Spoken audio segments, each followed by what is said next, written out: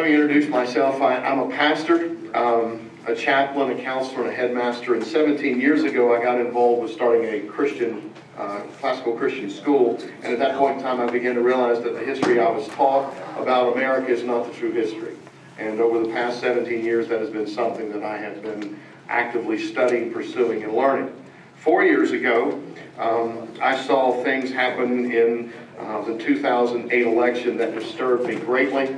And so at that point in time, I decided to get back involved in the political process. I've always been an individual who voted conservative, voted Republican, but never got involved in the political process until that time. And right now, I'm working 7,000 churches in from Richmond to Bristol and Danville to Winchester. The 5th, 6th, and 9th districts is my responsibility. And you can understand that that is a fairly formidable task. It's going to take more than 2 months to do that. It's really a 10-year project, but we've got 2 months to work. There is a place on the river that leads to Niagara Falls that there is a sign up that says, point of no return. That once you get past that point, headed towards the precipice of those falls, you are not able to get yourself out of that current. I was speaking to a pastor yesterday, and he and I concurred. Let me share with you that I believe there are 2 points of no return in this country right now. The first one is November the 6th. And as an individual who has studied history, it is amazing for me to look out at where we're headed and recognize that if Barack Obama is elected, do you realize he has the ability likely to put in 4 new Supreme Court justices?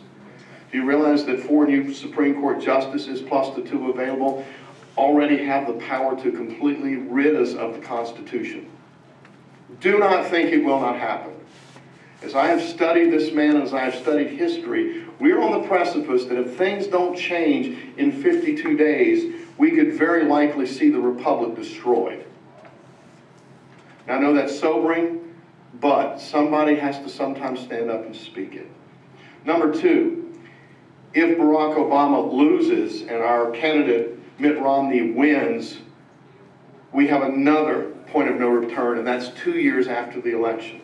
And the reason I say that is because the financial issue is going to be overwhelming us in 2 years, and if we don't deal with the financial condition of this country, then we're going to see that same thing happen, which is why it's so crucial for us to work for the next 50-some days, and it's going to be crucial for us to keep our voices loud and clear and clarion calling the truth over the next 2 years, because we have never been in this crisis. I like what Bob Goodlatte said. This is an important election, most important election in our lifetime. I would suggest it's the most important election America's ever had.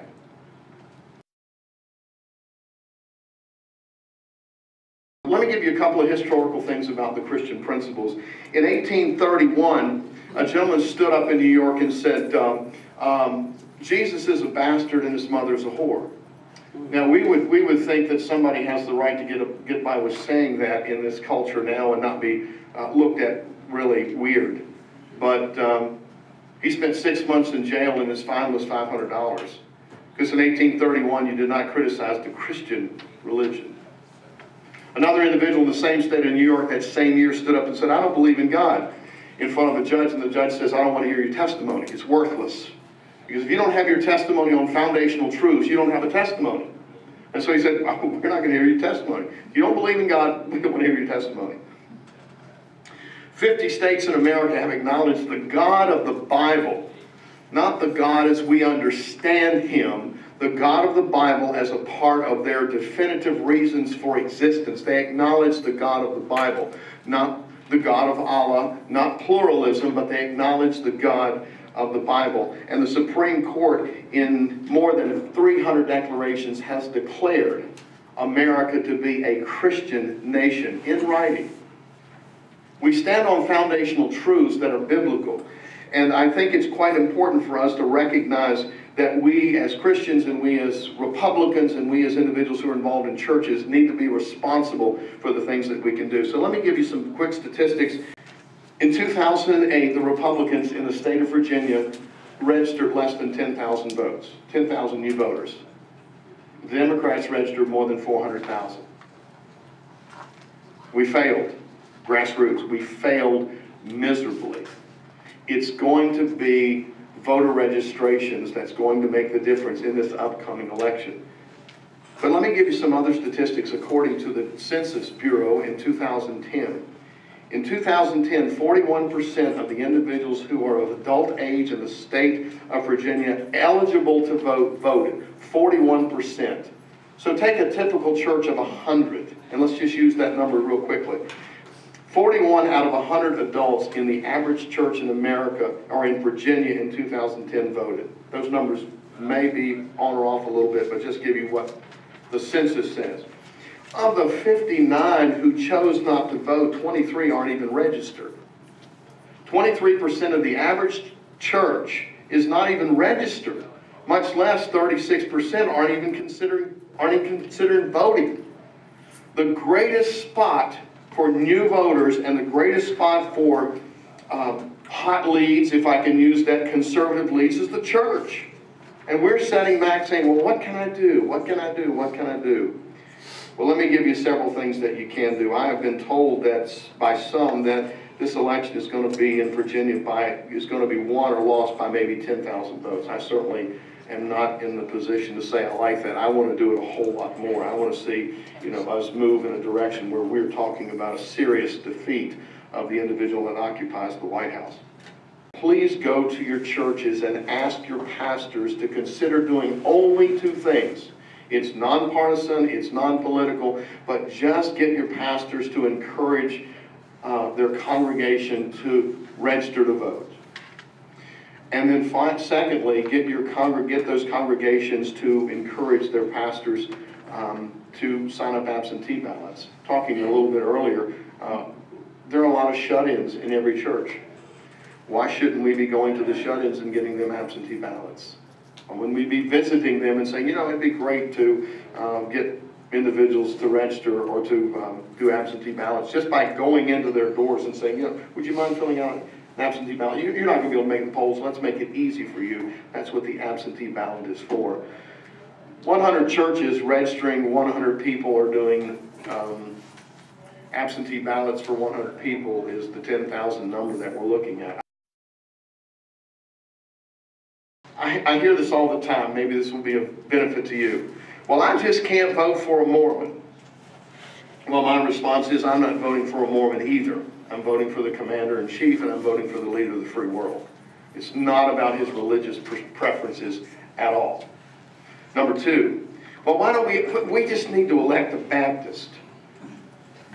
Well, I would put the character and the integrity of Mitt Romney against Jimmy Carter, Lyndon Johnson, Bill Clinton, and Al Gore anytime.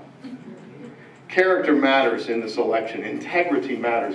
I had a chance last weekend to spend some time with an individual who was involved in Mitt Romney's wedding, and some of the things that this man had to say was incredible. He is just an incredible man and an incredible man of integrity and challenge, and I really do believe that he is going to make an incredibly good president. But let me give you one last thing. I don't know of any time in history when one party has decided that the violation of the last five of the 10 Commandments is appropriate.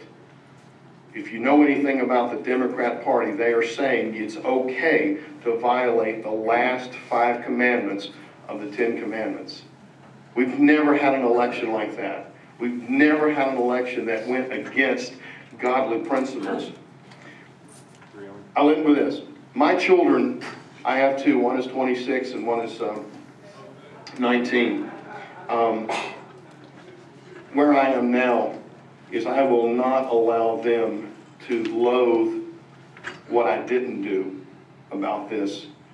It is my hope that they will love the voice that I have chosen to speak and the stance that I have chosen to make in this election and in the future of this country. And as on the way over, I suspect that some of you recognize that truth about your own children and potential grandchildren. But on the way over, I was listening to the radio, and I heard a song that reminded me of I guess it's probably dated the 70s, but the song was entitled Stand Your Ground. I don't know if you remember that song, Stand Your Ground, Don't Back Down. We need to stand our ground, and we need to not back down. because the state of this republic is crucial. And if we are going to see our children enjoy this nation, we have to get on board, all hands on deck, over the next 50, 51, ever how many days it is. We have to work, because I believe that vote is getting close to that. You've got to make a change. You've got to turn around. And the point of no return, I believe, is with the president as we see it right now. Unless that changes, I think we're in for some scary roads.